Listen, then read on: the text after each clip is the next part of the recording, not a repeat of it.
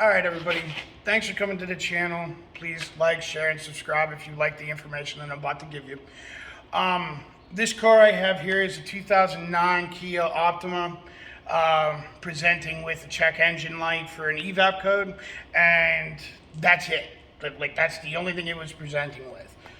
Now, this car here went to a local chain store, big chain, big company. Everybody's heard of them. I won't be blasting names. I'm not here to do that. What I am here to discuss is the fact that the automotive industry as a whole has too much of what I'm about to discuss going on. On this car, they tested it with a leak test. It's a standard test to look for leaks of the small sort in air systems, anywhere, intake systems, evap systems, exhaust systems, can be done anywhere. On this, they found that the leak was coming from the top of the tank.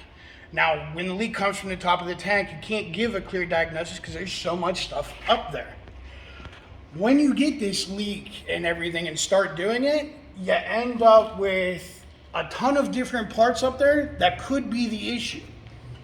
This company, without taking it down, without verifying that anything was actually broken, maybe a hose clamp broke or maybe a hose split, they legitimately jumped right to the vapor canister vent, and we're going to charge them $120 just for that part. And it could be a hose, it could be a clamp, and it could be that vapor canister vent. Like, let's not throw that out. It very well could be right.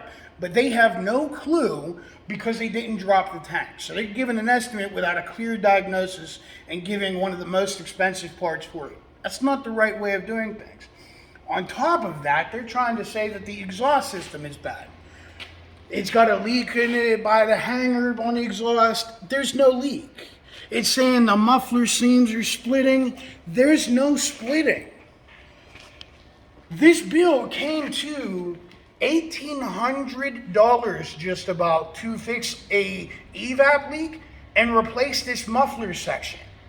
The muffler don't need changed. At worst, maybe a new hanger put on it and a new flange. Maybe $30 in parts, maybe 30 minutes in labor. We got to do better as an industry, but my customers, please get your second opinion if you must. Check your prices with your local stores. This chain store wanted to sell them a $900 muffler and pipe. This same pipe, after my personal markup, yes, I make money on parts. I buy parts in bulk. I get cheaper parts than what you can walk in for. So yes, I still make money buying parts and selling them to you. But I sell them for the cost that you could walk in the store for. I make what my discount is. It's good for you to find and double check your mechanics and your chain stores. Because this pipe is $500 from me. They wanted $859.99 for something that was, I'm going to charge you $500 for. $870, $370 more than what was needed. This vent solenoid, even for me, is around $80. Then that's if it is even a problem. So again, this issue isn't something new. It's very old, and unfortunately, people that don't know any better are getting taken for a ride. I bought a car one time, and I didn't know about it until afterwards, but I bought this car with a flat tire and just hadn't moved in a while, and they said it needed brakes and a power steering line. They parked it. I didn't find out until afterwards that the local chain store gave them an estimate of almost $4,500 to do brakes on all four corners and a power steering line.